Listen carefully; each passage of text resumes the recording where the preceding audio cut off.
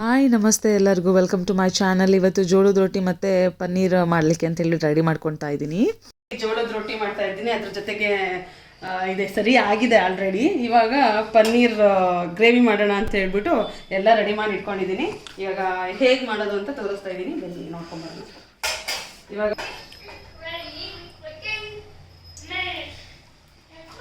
ಸ್ವಲ್ಪ ಈರುಳ್ಳಿ, ಶುಂಠಿ, ಬೆಳ್ಳುಳ್ಳಿ, ಮೆಣಸಿನ್ಕಾಯಿ, ಪುದೀನ, ಕೊತ್ತಂಬರಿ ಇದನ್ನೆಲ್ಲ ಫಸ್ಟ್ ಈ ಟೊಮೆಟೊ ಮಾತ್ರ ಸಪ್ರೇಟಾಗಿ ಪೀಸ್ ಮಾಡಿ ಹಾಕೋತೀನಿ.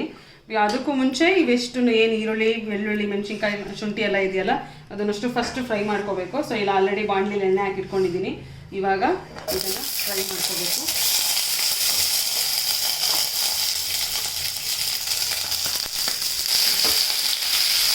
ಇದೆಲ್ಲ ಚೆನ್ನಾಗಿ ಸೊ ಇಲ್ಲಿ ಫ್ರೈ ಆಗ್ತಾ ಇದೆ. ಏನಂದ್ರೆ ನನ್ನ ಮಗನಿಗೆ ತುಂಬ ಪನ್ನೀರ್ ಅಂದರೆ ತುಂಬ ಇಷ್ಟ. ಸೊ ಹಾಗಾಗಿ ಅವಾಗ ಅವನಿಗೆ ಪನ್ನೀರ್ ಮಾಡಿಕೊಡ್ತಾನೆ ಇರಬೇಕು. ಪನ್ನೀರ್ ಜೊತೆ ಚಪಾತಿ ಮಾಡ್ಕೊಡ್ತೀನಿ, ಇಲ್ಲ ಈ ಥರ ರೊಟ್ಟಿಗಳನ್ನ ಮಾಡ್ಕೊಡ್ತೀನಿ, ಇಲ್ಲ ಪನ್ನೀರ್ ಪರೋಟ ಮಾಡ್ಕೊಡ್ತಾ ಇರ್ತೀನಿ, ಇಲ್ಲ ಪನ್ನೀರ್ ಸ್ಯಾಂಡ್ವಿಚ್ ಮಾಡ್ಕೊಡ್ತಾ ಇರ್ತೀನಿ. ಈ ಥರ ಏನಾದರೂ ಅವನಿಗೆ ಒಟ್ಟಿನಲ್ಲಿ ಪನ್ನೀರ್ ಫ್ರೈ ಈ ಥರ ಅವನಿಗೆ ಬೇಕೇ ಬೇಕು. ಸೊ ಹಾಗಾಗಿ ಇವತ್ತು ಜೋಳದ ರೊಟ್ಟಿಗೆ ಪನ್ನೀರ್ ಮಾಡ್ತಾ ಇದ್ದೀನಿ. ಫಸ್ಟ್ ಟೈಮು ಕಾಂಬಿನೇಷನ್ನು ಗೊತ್ತಿಲ್ಲ ಹೆಂಗಾಗತ್ತೆ ಅಂತ ಹೇಳ್ಬಿಟ್ಟು. ಅಕ್ಕಿ ರೊಟ್ಟಿ ಜೊತೆ ಮಾಡ್ತಾ ಇದ್ದೆ, ಬಟ್ ಜೋಳದ ರೊಟ್ಟಿ ಜೊತೆ ಇದೆ ಫಸ್ಟ್ ಟೈಮು. ಸೊ ಇಲ್ಲಿ ಇದೆಲ್ಲ ಶುಂಠಿ, ಬೆಳ್ಳುಳ್ಳಿ ಎಲ್ಲ ಫ್ರೈ ಆಗ್ತಾ ಇದೆ. ಅದ್ರ ಇವಾಗ ಕೊತ್ತಂಬರಿ ಮತ್ತೆ ಪುದೀನ ಹಾಕೋತಾ ಇದ್ದೀನಿ.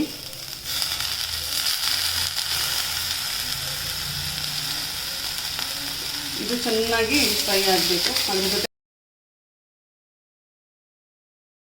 ಗೋಡಂಬಿ ಹಾಕ್ಬೇಕಾಗಿತ್ತು, ನಾನು ಗೋಡಂಬಿ ಒಂದೆರಡು ಗೋಡಂಬಿ ಹಾಕೋತೀನಿ. ಗೋಡಂಬಿ ಹಾಕೋತಾ ಇದ್ದೀನಿ. ಇದ್ರ ಜೊತೆ ಇದೆಲ್ಲ ಚೆನ್ನಾಗಿ ಫ್ರೈ ಆಗಬೇಕು. ಅದ್ರ ಜೊತೆಗೆ ಇದು ತಣ್ಣಗಾದ್ಮೇಲೆ ಸ್ವಲ್ಪ ಹುರ್ಗಡ್ಲೆ ಹಾಕ್ಕೊಂಡು ಫ್ರೈ ಮಾಡಿಕೊಂಡು ಮತ್ತೆ ಪೇಸ್ಟ್ ಮಾಡಿಕೊಂಡ್ರೆ ಮುಗೀತು. ಸೊ ಇವಾಗ ಇಲ್ಲಿ ಹುರ್ಗಡ್ಲೆನೂ ಕೂಡ ಹಾಕಿದ್ದೀನಿ. ಸೊ ಇದನ್ನೆಲ್ಲ ಹಾಕ್ಕೊಂಡು ಚೆನ್ನಾಗಿ ಫ್ರೈ ಮಾಡಿಕೊಂಡು ಈಗ ಆಫ್ ಮಾಡ್ಕೊತಾ ಇದ್ದೀನಿ. ಇವಾಗ ಸ್ವಲ್ಪ ತಣ್ಣಗಾದ್ಮೇಲೆ ಇದನ್ನು ಪೇಸ್ಟ್ ಮಾಡಬೇಕು. ಸೊ ಪೇಸ್ಟ್ ಮಾಡಿಕೊಂಡು ಆಮೇಲೆ ಅದು ಪನ್ನೀರ್ ಹಾಕಬೇಕು. ಅದನ್ನೆಲ್ಲ ಹಾಕಿದ್ರೆ ಆಗುತ್ತೆ. ಸ್ವಲ್ಪ ಗ್ರೀನಿಶ್ ಬರುತ್ತೆ, ನೋಡೋಣ ಹೇಗಾಗುತ್ತೆ. ಸ್ವಲ್ಪ ಚಿಲ್ಲಿ ಪೌಡ್ರ್ ಹಾಕ್ತಾ ಇದ್ದೀನಿ. ಯಾಕೆ ಸ್ವಲ್ಪನೇ ಹಾಕ್ತಾ ಇರೋದು, ಆಲ್ರೆಡಿ ನಾನು ಮೆಣಸಿನ್ಕಾಯಿ ಹಾಕಿರೋದ್ರಿಂದ ಚೂರು ಕಲ್ಲರಿಗೋಸ್ಕರ ಅಷ್ಟೇ. ಅದಾದಮೇಲೆ ಸ್ವಲ್ಪ ಧನಿಯಾ ಪುಡಿ ಹಾಕಿ ಚೆನ್ನಾಗಿ ಮಾಡಿಕೊಂಡು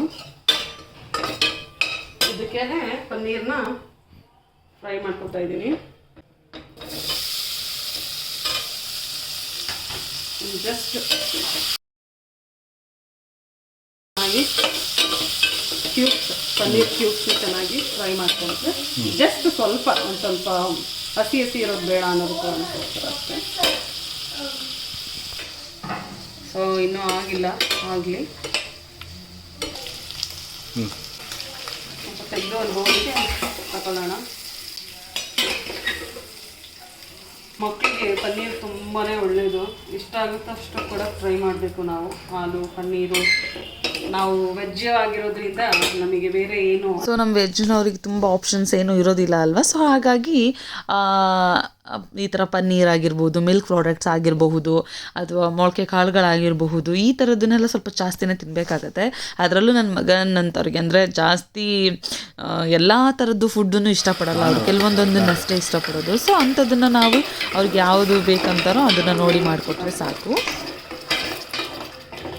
ಸೊ ಈ ಮಸಾಲೆನ ಸೊ ನಾನಿಲ್ಲಿ ಏನು ಪನ್ನೀರ್ನ ಫ್ರೈ ಮಾಡ್ಕೊಂಡು ಎತ್ತಿಟ್ಕೊಂಡಿದ್ನಲ್ಲ, ಸೊ ಅದೇ ಬಾಣಲೆಗೇನೆ ಇನ್ನೊಂದು ಸ್ವಲ್ಪ ಎಣ್ಣೆ ಹಾಕ್ಬಿಟ್ಟು ನಾನು ಏನು ಮಸಾಲ ರುಬ್ಬಿಟ್ಕೊಂಡಿದ್ನಲ್ಲ ಆ ಮಸಾಲೆನ ಇದಕ್ಕೆ ಹಾಕಿ ಅದನ್ನು ಒಂದೆರಡು ನಿಮಿಷ ಚೆನ್ನಾಗಿ ಬಾಡಿಸ್ಕೊತಾ ಇದ್ದೀನಿ. ಒಳಗಡೆ ನಾನು ಇವಾಗ ಟೊಮೆಟೊನ ಚೆನ್ನಾಗಿ ರುಬ್ಕೋತೀನಿ. ಇದನ್ನು ಸಪ್ರೇಟಾಗಿ ಹಾಕ್ತೀನಿ ನಾನು. ಅದಾದ್ಮೇಲೆ ಮತ್ತೆ ಇದನ್ನ ಹಾಕಿ ಮತ್ತೆ ಇನ್ನೊಂದು ರೌಂಡ್ ಕುದಿಸ್ಬೇಕು. ಓಕೆನಾ? ಇವಾಗ ಏನಿದು ಕುದಿತಾ ಇದೆಯಲ್ಲ ಅದೇ ಪೇಸ್ಟಿಗೆ ನಾನು ಇಲ್ಲಿ ಟೊಮೆಟೊ ರುಬ್ಕೊಂಡಿದ್ನಲ್ಲ ಪ್ಯೂರಿ, ಸೊ ಅದನ್ನೇ ಹಾಕೋತಾ ಇದ್ದೀನಿ. ಪೇಸ್ಟನ್ನು ನೀವೇನು ಪ್ಯೂರಿ ಹಾಕೋತೀರಲ್ವ, ಸೊ ಆ ಪ್ಯೂರಿ ಹಾಕ್ಕೊಳ್ಳುವಾಗೆ ನಿಮಗೆ ಎಷ್ಟು ತಿಕ್ನೆಸ್ ಬೇಕು, ನಿಮಗೆ ತೆಳುಗೆ ಬೇಕಾ ಅಥವಾ ಮೀಡಿಯಮ್ ಆಗಬೇಕಾ ಅಥವಾ ಜಾಸ್ತಿ ಗಟ್ಟಿಯಾಗಬೇಕೋ ನೋಡ್ಕೊಂಬಿಟ್ಟು ನೀವು ನೀರು ಹಾಕ್ಕೊಳ್ಳಿ. ಸೊ ಇಷ್ಟು ಇದೆಲ್ಲ ಆಗಿದ್ಮೇಲೆ ಚೆನ್ನಾಗಿ ನೀವು ನೀರು ಎಷ್ಟು ಬೇಕೋ ಅಷ್ಟು ನೀರು ಹಾಕ್ಕೊಂಡಾದಮೇಲೆ ಚೆನ್ನಾಗಿ ಕುದಿಸ್ಕೋಬೇಕು, ಬಾಡಿಸ್ಕೊಬೇಕು. ತಳ ಹಿಡಿದಲ್ಲೇ ಗುರಾಡ್ಕೊತ ಬಾಡಿಸ್ಕೊತಾ ಇದ್ರೆ ಆಯಿತು. ಅದಾದಮೇಲೆ ನಿಮಗೆ ಉಪ್ಪು ಎಷ್ಟು ಬೇಕೋ ಅಷ್ಟು ಉಪ್ಪು, ರುಚಿಗೆ ತಕ್ಕಷ್ಟು ಉಪ್ಪು ಹಾಕ್ಕೊಂಡು ಅದನ್ನು ನೀವು ಒನ್ಸ್ ಮಿಕ್ಸ್ ಮಾಡ್ಕೊಂಡಿದ್ದಾದಮೇಲೆ ಅದಕ್ಕೆ ಗರಂ ಮಸಾಲ ಮತ್ತು ಕಸೂರಿ ಮೇಥಿ, ಅದ್ರ ಜೊತೆ ನಿಮಗೆ ಜೀರಿಗೆ ಪುಡಿ ಬೇಕಿದ್ದರೆ ಹಾಕ್ಕೋಬೋದು, ಬೇಡ ಅಂದರೆ ಬಿಡ್ಬೋದು. ನಾನಿಲ್ಲಿ ಹಾಕಿಲ್ಲ. ಸೊ ಇಷ್ಟನ್ನೆಲ್ಲ ಹಾಕ್ಕೊಂಡು ಚೆನ್ನಾಗಿ ನೀವು ಒಂದು ರೌಂಡ್ ಕುದಿ ಬರೆಸ್ಕೊಂಡ್ಬಿಟ್ಟು ಅದಾದಮೇಲೆ ನಾವೇನು ಪುಡಿ ಅಂದರೆ ಹುರ್ಕೊಂಡು ಅಲ್ವಾ ಪನ್ನೀರ್ನ, ಸೊ ಅದನ್ನು ಹಾಕ್ಕೊಂಡು ಚೆನ್ನಾಗಿ ಮಿಕ್ಸ್ ಮಾಡಿಕೊಂಡು ಒಂದೆರಡು ನಿಮಿಷ ಕುದಿಲಿಕ್ಕಿಟ್ರೆ ಸೊ ಪನ್ನೀರ್ ಕರಿ ಅಲ್ಲಿಗೆ ರೆಡಿ ಆಗುತ್ತೆ. ಕಸೂರಿ ಮೇಥಿ ಎಲ್ಲದನ್ನು ಕೂಡ ಹಾಕಿದ್ದೀನಿ. ಸೊ ಅದಾದಮೇಲೆ ಸ್ವಲ್ಪ ಕುದಿಯೋಕ್ಕೆ ಸ್ಟಾರ್ಟ್ ಆದಮೇಲೆ ಪನ್ನೀರ್ ಹಾಕ್ಬಿಟ್ಟು ಕೊತ್ತಂಬರಿ ಸೊಪ್ಪು ಹಾಕ್ಬಿಟ್ರೆ ಮುಗ್ದೋಗುತ್ತೆ. ಸೊ ಒಂದೆರಡು ನಿಮಿಷ ಬಿಡ್ಬೇಕಷ್ಟೇ ಪನ್ನೀರ್ ಹಾಕಿ. ಸೊ ಅದು ಹಾಕಿದ್ರೆ ಮುಗ್ದೋಗುತ್ತೆ.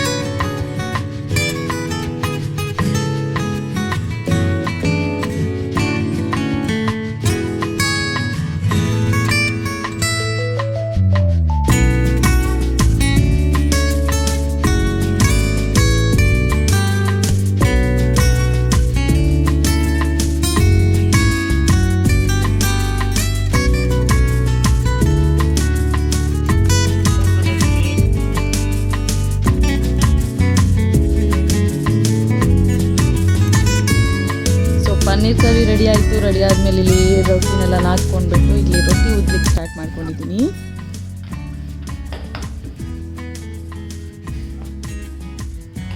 ಶೆಲ್ಫ್ ಎಲ್ಲ ಕ್ಲೀನ್ ಮಾಡ್ಕೊಂಡು ಉಜ್ಜುತ್ತಾ ಇದ್ದೀನಿ.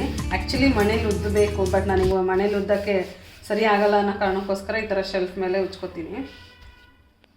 ನಾನು ಮಾಡೋದ್ರಲ್ಲಿ ಅಷ್ಟೊಂದೇನು ಪ್ರೋ ಅಲ್ಲ, ಬಟ್ ಒಂದು ಲೆವೆಲಿಗೆ ಬರುತ್ತೆ. ಓಕೆ ಹಾಗಾಗಿ ಟ್ರೈ ಮಾಡ್ತಾ ಇದ್ದೀನಿ. ಬರುತ್ತೆ, ಸುಮಾರು ಟೈಮ್ ಇದೆ. ಚೆನ್ನಾಗಿ ಮಾಡಿರ್ತೀನಾ? ನನಗೆ ಜೋಳದ ರೊಟ್ಟಿಗಿಂತ ಅಕ್ಕಿ ರೊಟ್ಟಿ ಸ್ವಲ್ಪ ಚೆನ್ನಾಗಿ ಮಾಡೋಕ್ಕೆ ಬರುತ್ತೆ. ಜೋಳದ ರೊಟ್ಟಿ ಸ್ವಲ್ಪ ಓಕೆ ನಾಟ್ ಬ್ಯಾಡ್. ಫಸ್ಟಲ್ಲೆಲ್ಲ ನನಗೆ ರೊಟ್ಟಿ ಮಾಡೋಕ್ಕೆ ಬರ್ತಾ ಇರಲಿಲ್ಲ ಅಲ್ವಾ. ಆವಾಗ ಅಕ್ಕಿ ರೊಟ್ಟಿನೂ ಮಾಡೋಕ್ಕೆ ಬರ್ತಿರ್ಲಿಲ್ಲ, ಜೋಳದ ರೊಟ್ಟಿನೂ ಮಾಡೋಕ್ಕೆ ಬರ್ತಿರ್ಲಿಲ್ಲ. ಸೊ ಆವಾಗ ಅಮ್ಮ ಬರೋದನ್ನ ಕಾಯ್ತಾ ಇದ್ದೆ, ಇಲ್ಲ ಚಿಕ್ಕಮ್ಮ ಬಂದಾಗ ಮಾಡ್ಕೊಡೋರು, ಇಲ್ಲ ನಮ್ಮ ಉಷಮ್ಮ ಅಂದ್ರೆ ನಮ್ಮ ಅತ್ತೆ ಬಂದಾಗ ಮಾಡ್ಕೊಡೋರು. ಸೊ ಇವಾಗ ಅವರು ಕಡಿಮೆ ಅಲ್ವಾ. ಆಮೇಲೆ ನನಗೆ ಎಕ್ಸ್ಪೆಷಲಿ ರೊಟ್ಟಿ, ನನ್ನ ಮಗನಿಗೆ ಇಷ್ಟ, ಚಪಾತಿ ರೊಟ್ಟಿ ಎಲ್ಲ ಬೇಕಲ್ವಾ. ಸೊ ಹಾಗಾಗಿ ನಾನೇ ಮಾಡೋದು ಕಲಿತೆ. ಪರವಾಗಿಲ್ಲ, ಇವಾಗ ಅಷ್ಟೊಂದು ಪ್ರೋ ಅಲ್ಲ ಅಂದ್ರೂ ತಿನ್ನೋ ಥರ ಅಂತ ಇರುತ್ತೆ. ಜೋಳದ ರೊಟ್ಟಿ ಸ್ವಲ್ಪ ಕಷ್ಟ, ಅಕ್ಕಿ ರೊಟ್ಟಿ ತುಂಬ ಚೆನ್ನಾಗಿ ಬರುತ್ತೆ. ಇನ್ನು ನಮ್ಮ ಅತ್ತೆಯವರೆಲ್ಲ ತುಂಬ ಚೆನ್ನಾಗಿ ಮಾಡ್ತಾರೆ. ನಮ್ಮಮ್ಮ ರೊಟ್ಟಿ, ನಮ್ಮ ಅತ್ತೆಯವರು ಪೇಪರ್ ಥರ ಮಾಡ್ತಾರೆ, ಅಷ್ಟು ಟಿಶ್ಯೂ ಥರ ಅಷ್ಟು ತೆಳುವಾಗಿ ಮಾಡ್ತಾರೆ, ತುಂಬ ಚೆನ್ನಾಗಿರುತ್ತೆ. ಅವ್ರು ಬಂದರೆ ನಾನು ಅಲ್ಲಿಗೆ ಹೋದ್ರೂ ಪರವಾಗಿಲ್ಲ, ಅವ್ರು ಇಲ್ಲಿಗೆ ಬಂದರೂ ಅಷ್ಟೇ. ರೊಟ್ಟಿ ಅಂತೂ ಫಿಕ್ಸ್ ಇರುತ್ತೆ. ರೊಟ್ಟಿ, ಬದನೆಕಾಯಿ ಪಲ್ಯ, ಇಲ್ಲ ಕ್ಯಾಪ್ಸಿಕಮ್ ಪಲ್ಯ, ಈ ಥರದ್ದು ಏನಾದರೂ ಮಾಡಿಕೊಡ್ತಾರೆ.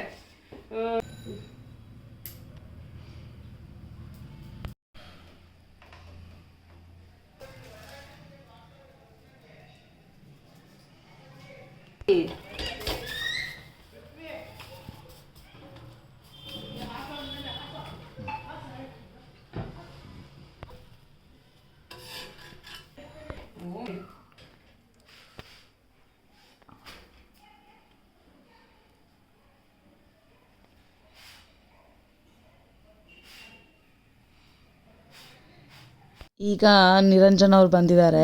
ರೊಟ್ಟಿ ಮಾಡ್ತೀನಿ ಅಂತ ಹೇಳ್ಬಿಟ್ಟು ಬಂದು ಒಂದು ರೊಟ್ಟಿನ ಒತ್ತಿಸ್ಬಿಟ್ಟು ಈಗ ಬೇರೆ ರೊಟ್ಟಿ ಟ್ರೈ ಮಾಡ್ತೀನಿ, ಸೂಪರಾಗಿ ಮಾಡ್ಕೊಡ್ತೀನಿ ಅಂತ ಹೇಳ್ಬಿಟ್ಟು ಟ್ರೈ ಮಾಡ್ತಾ ಇದ್ದಾರೆ. ನೋಡೋಣ ಬನ್ನಿ ಹೇಗೆ ಮಾಡ್ತಾರಂತ. ತಿರುಗಿಸಕ್ಕೆ ಬರಲ್ಲ. ಈಗ ನಮ್ಮ ಡಾಕ್ಟರ್ ನಿರಂಜನ್ ಅವ್ರು ಬಂದಿದ್ದಾರೆ ರೊಟ್ಟಿ ಮಾಡಲಿಕ್ಕೆ. ಸೊ ಅವ್ರ ಕೈಯಿಂದ ರೊಟ್ಟಿ ಹಾಕ್ತಾ ಉಂಟು. ನಾನು ಸರಿಯಾಗಿ ಮಾಡ್ತಾ ಇಲ್ವಂತೆ, ಸೊ ಹಾಗಾಗಿ ಅವ್ರು ಬಂದಿದ್ದಾರೆ. ನಾನು ಮಾಡ್ತೀನಿ ಇವತ್ತು ಫಸ್ಟ್ ಟೈಮ್ ಅಂತ. ಇವಾಗ ನೀವು ಬಂದಿರೋದಕ್ಕೆ ಚೆನ್ನಾಗಾಗುತ್ತೆ ಅಂತನಾ? ಓಹೋ, ನೋಡೋಣ. ಎಷ್ಟು ವರ್ಷದ ಎಕ್ಸ್ಪೀರಿಯನ್ಸ್ ಇದೆ ನಿಮಗೆ ರೊಟ್ಟಿ ಮಾಡೋದ್ರಲ್ಲಿ? ಎಕ್ಸ್ಪೀರಿಯನ್ಸ್ ಇಲ್ಲ, ತಿನ್ನೋದ್ರಲ್ಲಿ ಎಕ್ಸ್ಪೀರಿಯನ್ಸ್ ಇದೆ. ನಿಮ್ಮ ಯಾರು ಮಾಡುತ್ತಾರೆ ನಿಮ್ಮ ಮನೇಲಿ ಜಾಸ್ತಿ? ನೋಡು ನಾನು ಹೇಳಿಲ್ವಾ ಚೆನ್ನಾಗಿ ಬರುತ್ತೆ ಅಂತ. ಓ ಸೂಪರ್ ಅಲ್ಲ, ತುಂಬ ಚೆನ್ನಾಗಿ ಬರ್ತಾ ಇದೆ. ಹಂಗಾದ್ರೆ ನಾಳೆಯಿಂದ ನೀವೇ ರೊಟ್ಟಿ ಮಾಡ್ತೀರಾ ಅಲ್ವಾ ನಾಳೆಯಿಂದ ನೀವೇ ರೊಟ್ಟಿ ಮಾಡ್ತೀರಾ ಹಾಗಿದ್ರೆ? ಹಾಂ, ನನಗೆ ರೆಸ್ಟ್. ಹಾಂ, ರೆಡಿ ಅಚ್ಚು? ಪಪ್ಪನೇ ಅಡುಗೆ ಮಾಡುತ್ತಂತೆ ನಾಳೆಯಿಂದ. ನಾಳೆಯಿಂದ ನೀನು ತಿನ್ಲಿಕ್ಕೆ ರೆಡಿನಾ? ಪಪ್ಪನ ಅಡುಗೆ ತಿನ್ನಕ್ಕೆ ರೆಡಿನಾ? ನೋ, ಯಾಕೆ? ಜೊತೆ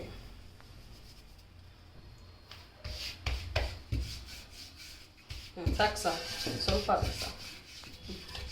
ಮಧ್ಯದಲ್ಲಿ ಒಂದು ಬಿಟ್ಟು ಪರವಾಗಿಲ್ಲ, ರೊಟ್ಟಿ ಚೆನ್ನಾಗಿ ಬೇಯಿಸ್ತಾರೆ ಅನ್ನೋ ಕಾನ್ಫಿಡೆನ್ಸ್ ಬಂದಾದಮೇಲೆ ಈ ಕಡೆ ನಾನು ರೊಟ್ಟಿನ ಉಚ್ಕೊಡ್ತಾ ಇದ್ದೆ. ಇಲ್ಲಿ ಇವರು ಬಂದುಬಿಟ್ಟು ಬೇಯಿಸ್ತಾ ಇದ್ದಾರೆ. ಸೊ ಇಬ್ಬರು ಸೇರಿಕೊಂಡು ರೊಟ್ಟಿ ಮತ್ತು ಗ್ರೇವಿ ಮಾಡ್ಕೊಂಡ್ವಿ. ತುಂಬ ಚೆನ್ನಾಗಿ ಆಗಿತ್ತು ಕೂಡ. ಅವ್ರು ಅಂದರೆ ಒಬ್ಬರೇ ಮಾಡ್ತಿರ್ತೀವಿ ಅಲ್ವಾ, ಸೊ ಈ ಥರ ಯಾರಾದರೂ ಬಂದು ಹೆಲ್ಪ್ ಮಾಡಿದ್ರೆ ನಮಗೂ ಕೂಡ ಖುಷಿ ಆಗುತ್ತೆ. ಸೊ ಹಾಗಾಗಿ ನಾನು ಮಾಡ್ತೀನಿ ಬಾ ಅಂತ ಹೇಳ್ಬಿಟ್ಟು ಹೆಲ್ಪ್ ಮಾಡ್ತಾಯಿದ್ರು. ಹೆಲ್ಪ್ ಮಾಡ್ತೀನಿ ಅಂತ ಬಂದಾಗ ಮಾಡಿಸ್ಕೊಂಡೇ ಇದ್ದರೆ ಚೆನ್ನಾಗಿರಲ್ಲ ಅಲ್ವಾ. ಸೊ ಹಾಗಾಗಿ ನಮಗೂ ಯಾರಾದರೂ ಬಂದು ಹೆಲ್ಪ್ ಮಾಡಲಿ ಅಂತ ಕಾಯ್ತಾ ಇರ್ತೀವಿ, ಅದು ಬೇರೆ ಪ್ರಶ್ನೆ. ಸೊ ನಮ್ಮ ಪನ್ನೀರ್ ಕರಿ ಮತ್ತು ನಮ್ಮ ಜೋಳದ ರೊಟ್ಟಿ ಇಲ್ಲಿ ರೆಡಿ ಆಯಿತು. ಸೊ ಇಬ್ಬರು ಕೂಡ ಸೇರಿಕೊಂಡು ಮಾಡಿದ್ದು ತುಂಬ ಚೆನ್ನಾಗಿತ್ತು. ಇದೊಂಥರ ನನಗೆ ಈ ವಿಡಿಯೋ ಒಂದು ಮೆಮೊರಿ ಥರ, ಯಾಕೆಂದರೆ ಅವ್ರು ಯಾವತ್ತೂ ಬಂದು ಈ ಥರ ಹೆಲ್ಪ್ ಮಾಡಿಲ್ಲ. ಫಾರ್ ದ ಫಸ್ಟ್ ಟೈಮ್ ನಾನು ಏನೋ ಒಂದು ಹೆಲ್ಪ್ ಮಾಡ್ತೀನಿ ಅಂತ ಬಂದಿದ್ದಾಗ ಅದನ್ನು ನನಗೂ ಕೂಡ ನೋಡಿ ಖುಷಿ ಆಯಿತು. ಸೊ ಈ ರೀತಿ ನಾವು ಇಬ್ಬರು ಸೇರಿಕೊಂಡು ಮಾತಾಡ್ಕೊತ ಖುಷಿಯಾಗಿ ರೊಟ್ಟಿ ಮತ್ತು ಎಲ್ಲ ಮಾಡ್ಕೊಂಡ್ವಿ. ಸೊ ಈ ವ್ಲಾಗ್ ಯಾರ್ಯಾರಿಗೆಲ್ಲ ಇಷ್ಟ ಆಯಿತು ಅವರೆಲ್ಲ ಲೈಕ್ ಮಾಡಿ, ಶೇರ್ ಮಾಡಿ. So thank you everyone, bye.